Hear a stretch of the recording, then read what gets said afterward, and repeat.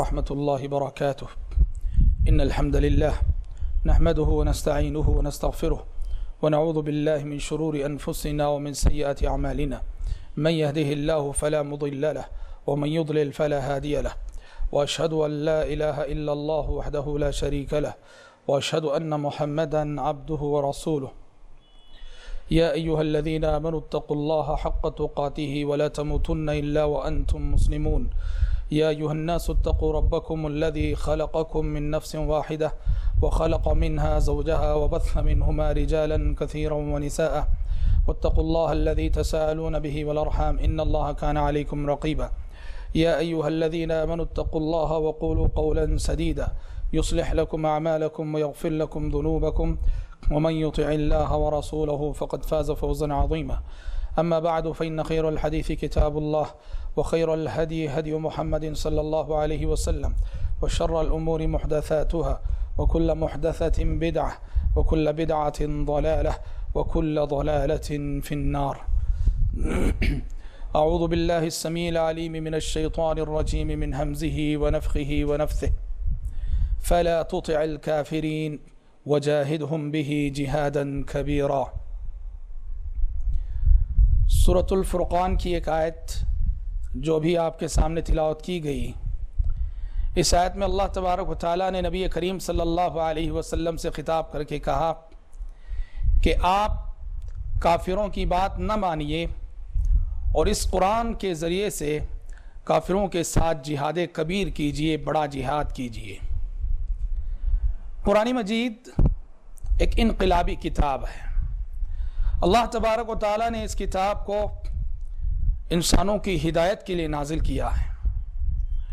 اللہ تعالیٰ نے سورۃ البقرہ کی ابتدائی آیتوں میں فرمایا الف لام میم ذالک الکتاب لا ریب فیہ ھدی للمتقین۔ یہ کتاب ہدایت ہے۔ اس کتاب کی سب سے بڑی خصوصیت، اس کتاب کا سب سے بڑا معجزہ اور اس کتاب کا سب سے بڑا امتیاز یہ ہے کہ اللہ تبارک و تعالیٰ نے اس کے اندر ہدایت کے سارے اسباب رکھ دیے ہیں۔ یہ کتاب ہادی ہے، یہ رہنما کتاب ہے، یہ کتاب رہبر ہے۔ اس کی ایک ایک آیت کے اندر وہ انقلابی تاثیر اللہ تعالیٰ نے رکھی ہے کہ زندگیوں میں انقلاب آ جائے۔ اس کی ایک ایک آیت، اس کا ایک ایک لفظ اور اس کے ایک ایک حرف کے اندر ہدایت کی یہ خصوصیت اس طرح پائی جاتی ہے کہ زندگیاں بدل کے رہ جاتی ہیں۔ نبی کریم صلی اللہ علیہ وسلم کے عہد مکی میں جہاں آپ صلی اللہ علیہ وسلم کو مشرکین کی مختلف طرح کی سازشوں کا سامنا تھا، مشرکین مکہ آپ صلی اللہ علیہ وسلم کو اور آپ کے اصحاب رضوان اللہ علیہ مجمعین کو ستانے، پریشان کرنے میں کوئی کسر نہیں چھوڑے ہوئے تھے۔ ہر طرح کا اسلوب آزمائے جا رہے تھے، ہر طرح کی سازش کیے جا رہے تھے، ہر طرح کی مکاری کیے جا رہے تھے۔ اللہ تبارک و تعالیٰ نے ان تمام تر سازشوں، تمام تر مکاریوں، تمام تر عیاریوں کا ایک ہی جواب دیا، کہا کہ وہ ہے قرآن مجید۔ کہا فَلَا تُطِعِ الْكَافِرِينَ وَجَاهِدْهُمْ بِهِ جِهَادًا كَبِيرًا۔ اے پیغمبر، مشرکین مکہ کی تمام تر سازشوں کا آپ کے پاس ایک ہی جواب ہے، ان کے تمام تر ہتھیاروں کا آپ کے پاس ایک ہی ہتھیار ہے اور وہ ہے قرآن مجید۔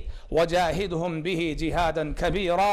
اس قرآن کو لے کر آپ ان کے ساتھ جہاد کبیر کیجئے۔ قرآن مجید کا جہاد، جسے دوسرے الفاظ میں دعوت کہہ سکتے ہیں، تبلیغ کہہ سکتے ہیں، قرآن مجید نے اس کو جہاد کبیر قرار دیا ہے، اس لیے کہ یہ زندگیوں میں انقلاب لانے والا جہاد ہے، زندگیوں کو بدل کر رکھ دینے والا جہاد ہے، اور انسانوں کو کفر کی دلدل سے نکال کر ایمان کے دائرے میں لانے والا جہاد ہے۔ آپ صلی اللہ علیہ وسلم کی زندگی، آپ کی سیرت طیبہ اور بعد کے ادوار کے واقعات پڑھنے سے ہمیں معلوم ہوتا ہے اس کتاب کا حیرت انگیز انقلاب، اس کی یہ جو خصوصیت ہے، اس کی ایک ایک آیت کے اندر اللہ تعالیٰ نے ہدایت کی ایسی خصوصیت رکھی ہے کہ ایک ایک آیت زندگیوں کو بدل کے رکھ دیتی ہے۔ ایک ایک آیت انسانوں کی ہدایت کا سبب بن جاتی ہے۔ ایک ایک آیت کو سننے سے ایمان کا نور لوگوں کے دلوں میں داخل ہو جاتا ہے۔ میں ماضی کے حوالے سے اور زمانے حال کے حوالے سے اسی سلسلے میں کچھ واقعات بطور نمونہ پیش کرنے جا رہا ہوں۔ وہ ایسے واقعات تو انگنت ہیں، بے شمار ہیں، لا تعداد ہیں، لیکن بطور نمونہ کچھ واقعات کہ اس کتاب کی ایک ایک آیت کیسی حیرت انگیز تاثیر اپنے اندر رکھتی ہے۔ طفیل بن عمرو دوسی جو کہ بہت بڑے شاعر تھے، عرب میں جانے مانے شاعر تھے۔ مکے کے باہر قبیلہ دوس سے ان کا تعلق تھا۔ جب وہ ایک مرتبہ مکہ آئے اور حالات ایسے تھے کہ مشرکین مکہ نبی کریم صلی اللہ علیہ وسلم کی دعوت کو پھیلتے دیکھ کر بہت پریشان تھے۔ قرآن مجید کا حیرت انگیز انقلاب، اس کے دسیوں نمونے، سینکڑوں نمونے وہ دن بدن دیکھ رہے تھے۔ ایسے میں جب طفیل بن عمرو دوسی مکہ آئے، بیت اللہ کی زیارت کے لیے جب طفیل مکہ آئے، مشرکین مکہ نے انہیں گھیر لیا۔ گھیر کر یہ کہنے لگے، طفیل ہمارے یہاں ایک جادوگر پیدا ہو گیا ہے، ہمارے ہاں ایک جادوگر پیدا ہوا ہے، اس کا نام محمد ہے، اس کی باتوں نے اچھوں کو گھائل کر دیا ہے، کہیں ایسا نہ ہو کہ تم پر بھی اس کا جادو اثر نہ کر جائے، اس لیے طفیل ہماری نصیحت ہے کہ اس سے ہوشیار رہنا، اس کی باتوں کو نہ سننا، اور وہ ایک کتاب پڑھتا ہے اس کتاب کی تلاوت کو بھی نہ سننا۔ طفیل کہتے ہیں کہ میں نے مشرکین مکہ کی باتوں کو سن کر بیت اللہ میں داخل ہونے سے پہلے اپنے کانوں میں روئی رکھ لی کہ نبی کریم صلی اللہ علیہ وسلم کی تلاوت کی آواز کہیں نہ چاہتے ہوئے بھی کانوں میں پڑ نہ جائے۔ کہتے ہیں کانوں میں روئی رکھ لیا اور بیت اللہ میں داخل ہوا، دیکھا نبی کریم صلی اللہ علیہ وسلم بیٹھے عبادت کر رہے ہیں۔ آپ کو دیکھنے کے بعد مجھے ایسے لگا کہ یہ چہرہ کسی جھوٹے کا چہرہ ہو نہیں سکتا، اور پھر میرے دل نے خود مجھے ملامت کی کہ میں ایک سمجھدار انسان ہوں، حق اور باطل میں تمیز کر سکتا ہوں، سچ اور جھوٹ میں تمیز کر سکتا ہوں۔ یہ میں نے کیا ہے کہ کسی کی باتوں کو سن کر اپنے کانوں میں روئی رکھ لی۔ دوسروں کی باتوں کو سن کر خود کو بہرا کر لینا اچھی بات نہیں، دوسروں کی باتوں کو سن کر خود کو اندھا کر لینا اچھی بات نہیں۔ چلو سن کے دیکھتے ہیں کہ آخر یہ شخص کیا بات کہتا ہے، اس کی دعوت کیا ہے، اس کا پیغام کیا ہے۔ نبی کریم صلی اللہ علیہ وسلم جب بیت اللہ میں عبادت سے فارغ ہوئے اور آپ واپس اپنے گھر جانے لگے، طفیل پیچھے گئے اور آپ صلی اللہ علیہ وسلم سے ملاقات کر کے کہا کہ آپ کون ہیں اور آپ کی دعوت کیا ہے۔ نبی کریم صلی اللہ علیہ وسلم مدعو جب بھی آپ کی بات سننا چاہتا، آپ کوئی لمبی چوڑی تقریر نہ کرتے، آپ کا معمول تھا آپ اسے ڈائریکٹ قرآن مجید کی تلاوت سنایا کرتے تھے، کیونکہ آپ کا مشن یہی تھا، آپ کا مقصد یہی تھا۔ هو الذی بعث فی الامیین رسولا منہم یتلو علیہم آیاتہ، یتلو علیہم آیاتہ، آپ کی ڈیوٹی اور آپ کی ذمہ داری تھی اللہ کے بندوں کو اللہ کی آیتیں پڑھ کے سنانا، اللہ کے بندوں کے سامنے کتاب الہی کی تلاوت کرنا۔ طفیل کی درخواست پر نبی کریم صلی اللہ علیہ وسلم نے قرآن مجید کی تلاوت کی، قرآن مجید پڑھنے لگے۔ قرآن مجید پہلی ہی تلاوت کو سن کر اس قدر متاثر ہوئے اور تلاوت نے طفیل کے دل پر اتنا گہرا اثر چھوڑا، اسی مجلس میں مشرف اسلام ہو گئے۔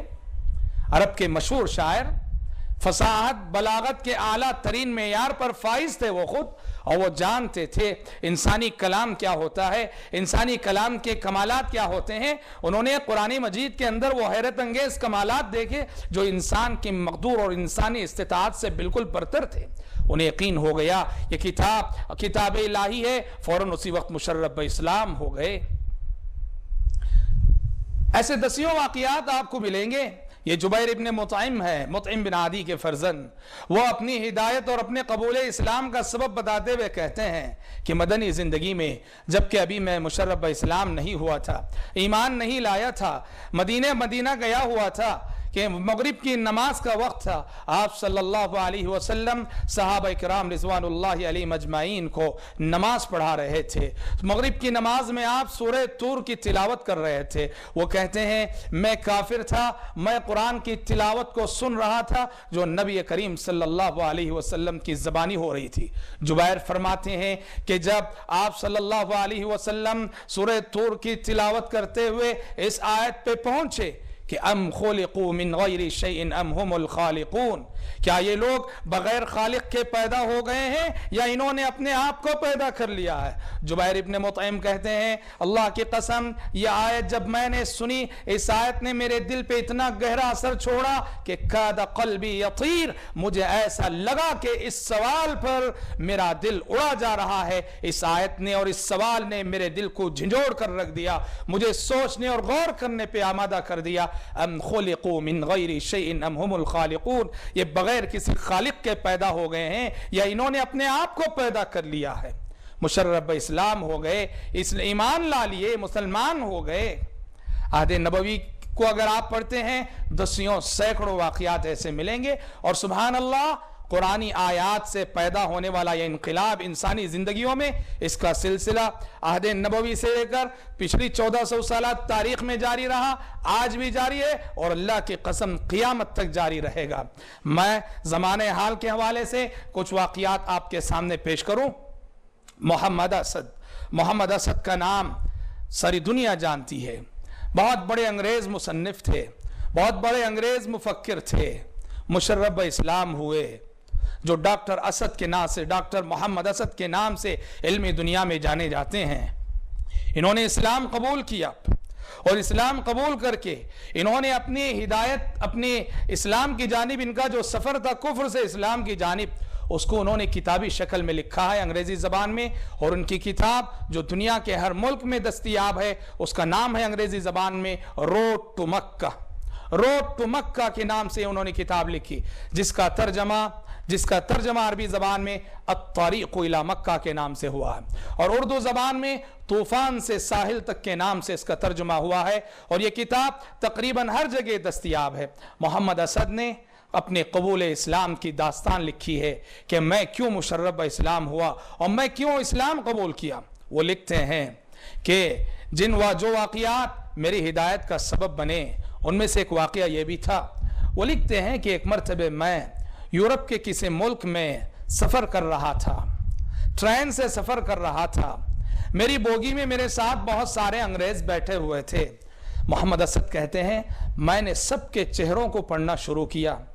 محمد اسد لکھتے ہیں کہ سب کے چہروں کو جب میں پڑھنے لگا، ہر ایک چہرے پہ مجھے اضطراب، بے چینی، بے اطمینانی نظر آنے لگی۔ مجھے یوں لگا کہ ان میں سے ہر انسان بہت مضطرب ہے، اس کی زندگی پریشان ہے اور اس کی زندگی مسائل میں گھری ہوئی ہے۔ محمد اسد کہتے ہیں میں ایک کافر تھا، ابھی ایمان کے نور سے فیضیاب نہیں ہوا تھا۔ میں سوچنے لگا، غور کرنے لگا کہ آخر یہ جو یورپ کے لوگ ہیں، ان کو آخر کس چیز کی کمی ہے؟ انہیں ہر چیز میسر ہے، خوشحال زندگی میسر ہے، دولت میسر ہے، عورت میسر ہے، بنگلے میسر ہے، گاڑیاں میسر ہیں، خوشنما مناظر صبح و شام ان کے سامنے ہوتے ہیں۔ محمد اسد کہتے ہیں میں نے سب کے چہروں پہ جو ہے بے چینی دیکھی، بے اطمینانی دیکھی، ہر ایک کی زندگی میں مجھے اضطراب نظر آیا۔ بھائیوں، چہروں کا پڑھنا بھی ایک فن ہوتا ہے، چہروں کا پڑھنا بھی ایک فن ہوتا ہے۔ خوشی کا، غمی کا، اداسی کا باب ہوتا ہے، خوشی کا، غمی کا، اداسی کا باب ہوتا ہے، ہر ایک چہرہ مکمل کتاب ہوتا ہے۔ محمد اسد کہتے ہیں کہ میں سوچنے لگا کہ آخر یہ یورپ کے جو انگریز ہیں کس چیز کی کمی ہے ان کی زندگیوں میں، کون سی چیز انہیں پریشان کیے ہوئے ہے، سکون ان کی زندگی میں مفقود کیوں ہے، اطمینان سے یہ لوگ محروم کیوں ہیں، حالانکہ مادی اعتبار سے بہت ہی اعلیٰ معیار کی زندگی یہ لوگ گزار رہے ہیں۔ محمد اسد کہتے ہیں سفر بھر میں سوچتا رہا، سفر بھر میں اس سوال کا جواب تلاش کرتا رہا، سفر ختم ہو گیا مگر مجھے میرے سوال کا جواب نہیں ملا۔ فرماتے ہیں جب سفر ختم ہوا، میرا سفر ختم ہو کے میں اپنے گھر میں داخل ہوا تو گھر میں داخل ہونے پر میری میز پہ قرآن مجید کا ایک نسخہ کھلا ہوا پایا۔ قرآن مجید کا مطالعہ ان دنوں وہ کر رہے تھے۔ وہ کہتے ہیں گھر میں داخل ہوا، قرآن مجید کا کھلا ہوا نسخہ میں نے رکھا دیکھا، اور سب سے پہلے جس آیت پہ نظر پڑھی مجھے یوں لگا کہ مجھے جس جواب کی جستجو تھی اور جس جواب کی تلاش تھی گویا قرآن مجید نے مجھے وہ جواب دے دیا ہے۔ محمد اسد کہتے ہیں میری نظر سب سے پہلے اس وقت قرآن مجید کی جس آیت پہ پڑی وہ آیت تھی الہاکم التکاثر الہاکم التکاثر حتی زرتم المقابر. اے انسانوں، حرص و حوث نے، لالچ نے، مادہ پرستی نے اور دنیا کے سلسلے میں ایک دوسرے سے آگے بڑھنے کے جذبے نے تمہیں آخرت سے غفلت میں مبتلا کر رکھا ہے، اور یہ غفلت تمہاری آنکھوں پر غفلت کے پردے اس وقت تک پڑے رہتے ہیں کہ جب تک موت کا سامنا نہ ہو جائے. الہاکم التکاثر. محمد اسد کہتے ہیں یہ آیت جیسے ہی میں نے پڑھی مجھے یوں لگا کہ یہ آیت یورپ کے مریضوں اور یورپ کے بیماروں کے حقیقی مرض کی تشخیص کر رہی ہے، اور مجھے احساس ہوا کہ واقعتاً یورپ کا حقیقی مرض مادہ پرستی ہے، یورپ کا حقیقی مرض دنیا کی محبت ہے. انہیں دنیا خوب حاصل ہے، لیکن دنیا ایک ایسی چیز ہے کہ آدمی جس قدر حاصل کرتا ہے دنیا کو، آخرت سے غافل ہو کر یہ انسان کو اسی قدر مضطرب کرتی ہے، بے چین کرتی ہے. ایک دوسرے سے آگے بڑھنے کا جذبہ انسان کی زندگی سے سکون کو اس قدر ختم کر دیتا ہے کہ انسانی زندگی مضطرب ہو جاتی ہے، مسائل کا شکار ہو کے رہ جاتی ہے. جیسے آپ صلی اللہ علیہ وسلم نے فرمایا لو کان لابن آدم وادیان من ذهب لو کان لابن آدم وادیان من ذهب لابتغى ثالثا. اگر ابن آدم کو سونے سے بھری ہوئی 2 وادیاں دے دی جائیں تب بھی وہ اس پہ بس نہیں کرے گا، تیسری وادی کی تلاش اور جستجو میں لگ جائے گا.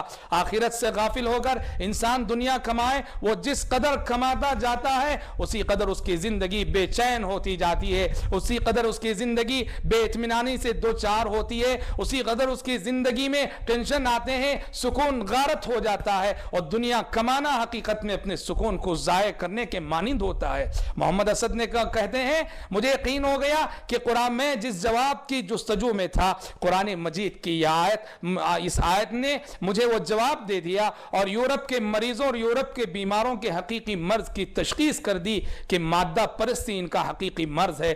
قرآن مجید نے بھی دوسرے مقام پہ کہا یعلمون ظاہرا من الحیات الدنیا. سورۃ روم جو اہل کتاب کا مرکز تھا، اسی سورۃ الروم میں اللہ تعالیٰ نے کہا یعلمون ظاہرا من الحیات الدنیا وہم عن الآخرۃ ہم غافلون. یہ دنیاوی زندگی کے ظاہر کو جانتے ہیں اور آخرت سے یہ لوگ غافل ہیں. محمد اسد نے لکھا ہے کہ یہ واقعہ میری ہدایت کا اہم ترین سبب بنا، اور میں ان جیسے کئی واقعات کا ایک سلسلہ تھا کہ جن سے میں مشرف اسلام ہوا اور اسلام کی نعمت مجھے ملی. اسی سلسلے کی ایک اور کڑی، اسی سلسلے کا ایک اور واقعہ، قرآن مجید کی آیتوں سے زندگی میں جو انقلاب پیدا ہوتا ہے اس کا ایک اور انمول واقعہ. علامہ محمد رشید رضا جو کہ مصر کے جانے مانے عالم گزرے ہیں، ان کی مایہ ناز تصنیف ہے تفسیر المنار. تفسیر المنار میں سورہ یونس کی تفسیر کے ضمن میں علامہ رشید رضا رحمہ اللہ نے ایک انگریز ملاح کا واقعہ ذکر کیا ہے جن کا نام وہ مسٹر عبداللہ براؤن ذکر کرتے ہیں. یہ انگریز ملاح تھے، بحری جہاز ان کا انگلستان اور ہندوستان کے درمیان چلا کرتا تھا. سمندر میں ان کی زندگی کئی سال ان کی زندگی کے سمندر میں گزرے تھے.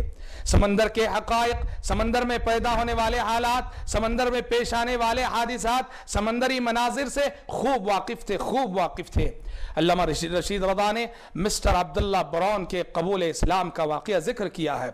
وہ کہ مسٹر عبداللہ براؤن قرآن مجید ان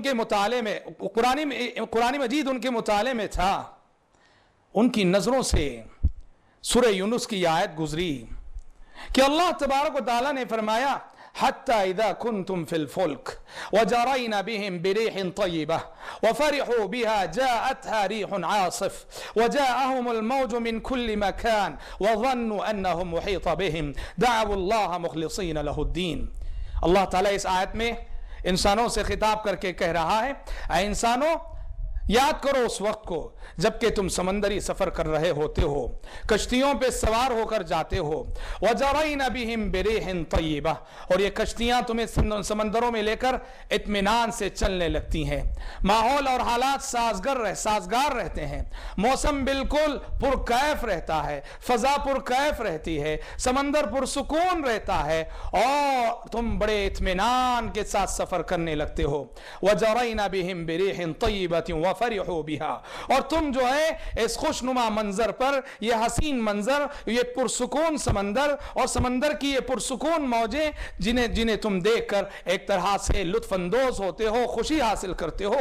قرآن کہتا ہے جاءتها ریح عاصف، اچانک یہ ہوتا ہے آندھی ہے، آندھی چلتی ہے، آندھی چلتی ہے، موسم بدلتا ہے، ماحول بدلتا ہے، سمندر کا منظر بدلتا ہے، یہ آندھی بڑی بڑی موجیں اٹھاتی ہیں اور تمہارا سفینہ چاروں طرف سے موجوں میں گھر جاتا ہے، اور ہر موج ایسی جان لیوا ثابت ہوتی ہے کہ نہیں معلوم کہ کون سی موج ہلاکت خیز ثابت ہو۔ تمہارا سفینہ چاروں طرف سے موجوں کی زد میں گھر جاتا ہے تو تم اس وقت اس قدر بے چین ہو جاتے ہو، اس قدر پریشان ہو جاتے ہو کہ اپنے سارے خداؤں کو بھول کر ایک اللہ کو پکارنے لگتے ہو۔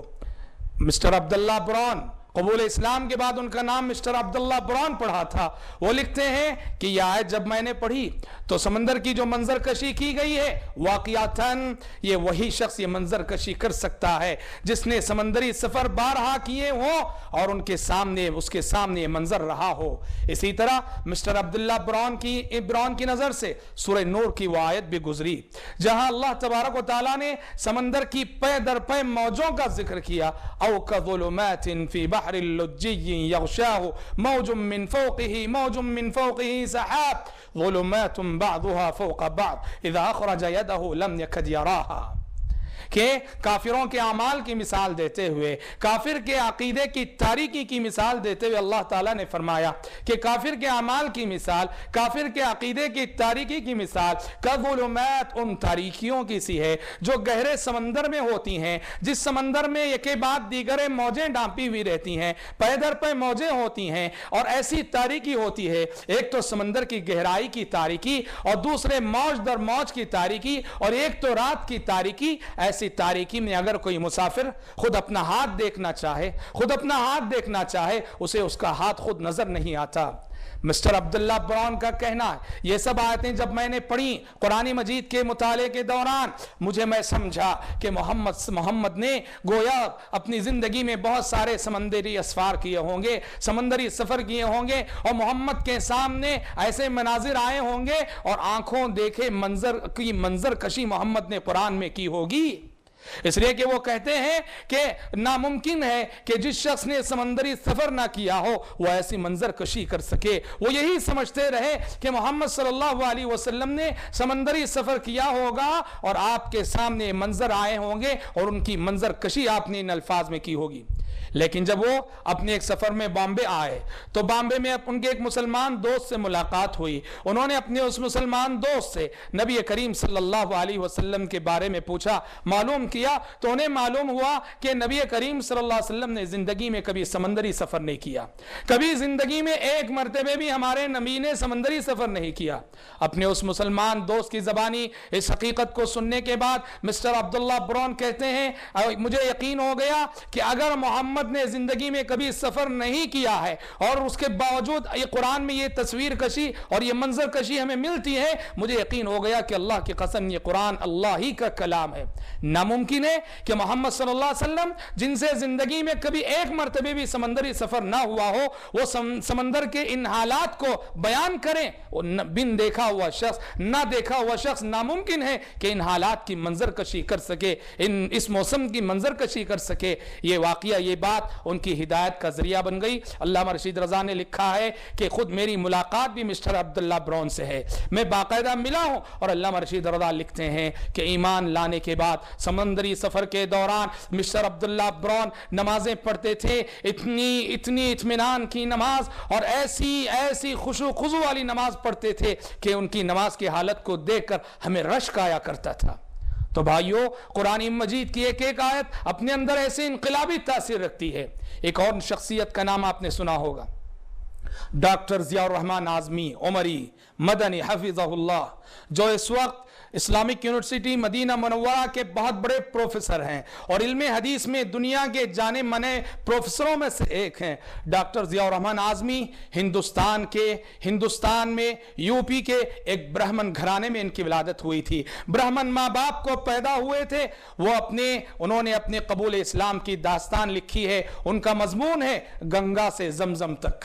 اس نام سے انہوں نے اپنا مضمون لکھا ہے گنگا سے زمزم تک، اور اس میں انہوں نے لکھا ہے کہ میں کیسے مشرف اسلام ہوا۔ وہ لکھتے ہیں قرآن مجید کی ایک آیت ہے جس نے میری دل کی دنیا کو بدل کے رکھ دیا۔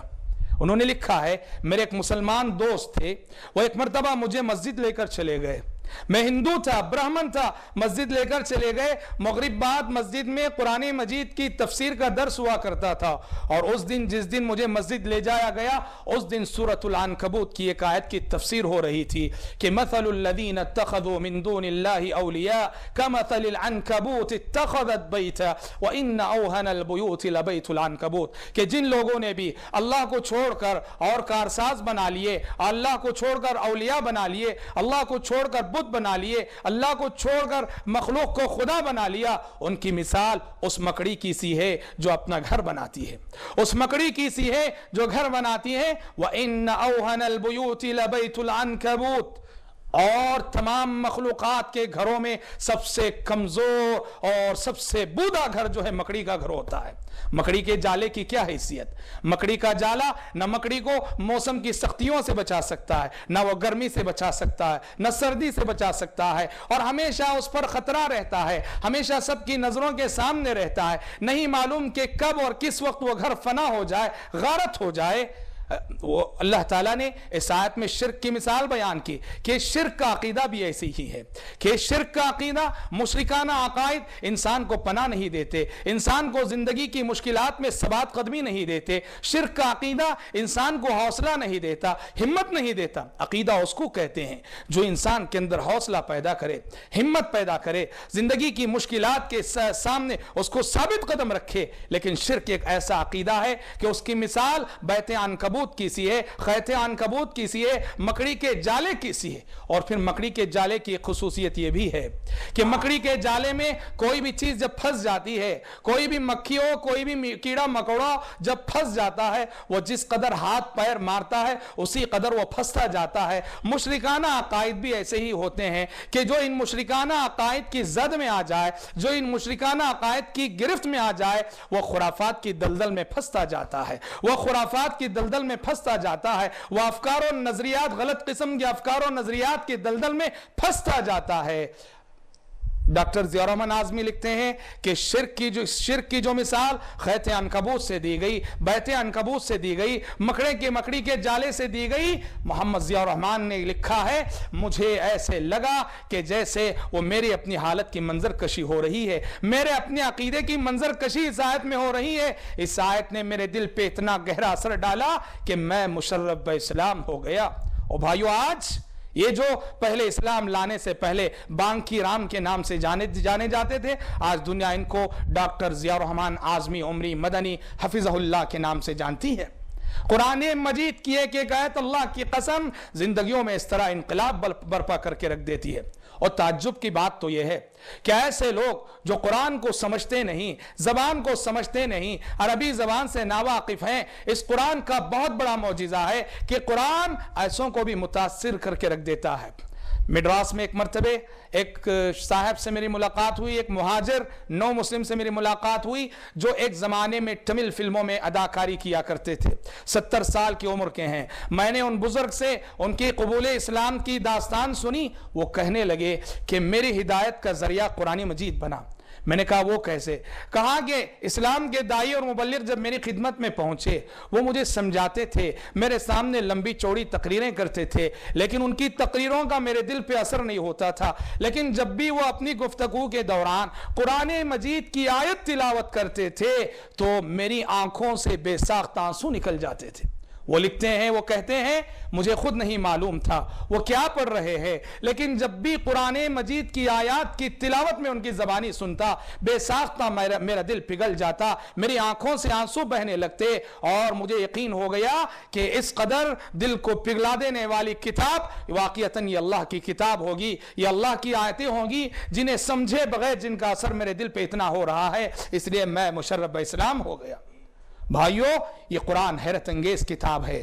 یہ چند نمونے ہیں جو ماضی کے حوالے سے اور حال کے حوالے سے میں نے آپ کے سامنے پیش کیے، اور قیامت تک یہ سلسلہ قیامت تک جاری رہے گا. یہ کتاب کتاب ہدایت ہے. ہدایت اس کتاب کی اصل خصوصیت ہے, اس کی اصل خوبی ہدایت ہے, اس کا اصل کمال ہدایت ہے, اور اس سے دلوں کی دنیا بدل کے رہ جاتی ہے, اور قیامت تک نہیں معلوم کہ اور کتنے کتنے انسانوں کی زندگیاں اس قرآن کے ذریعے سے بدلیں گی, اس کی آیتوں کے ذریعے سے بدلے گی. آج ضرورت اس بات کی ہے کہ ہم اللہ کی اس کتاب کو اللہ کے بندوں تک پہنچائیں, غیر مسلمین کو بھی قرآن مجید سنائیں, قرآن مجید کی تلاوت ان کے سامنے کریں, اور اس کا ترجمہ بھی کر دیا کریں, اس کا مختصر سا مفہوم بھی بیان کر دیا کریں. جو تلاوت ہم ان کے سامنے کر رہے ہیں یہ اللہ کی کتاب ہے, یہ اللہ کا کلام ہے, اور یہ اللہ کے بندوں کے دلوں پر غیر معمولی اثر یہ کتاب جو ہے ڈالتی ہے. ضرورت اس بات کی ہے اس کتاب کو عام کریں, اس کے پیغام کو عام کریں, اس کی دعوت کو عام کریں. یہ کتاب ہدایت ہے. رب العالمین سے دعا ہے کہ رب العالمین کہنے والے کو اور سننے والوں کو توفیق عطا فرمائے کہ ہم اللہ کی اس آخری کتاب قرآن مجید کے پیغام کو اس کے ان پیاسے بندوں تک پہنچائیں, اس کے ان شرک میں مبتلا بھٹکے ہوئے بندوں تک پہنچائیں.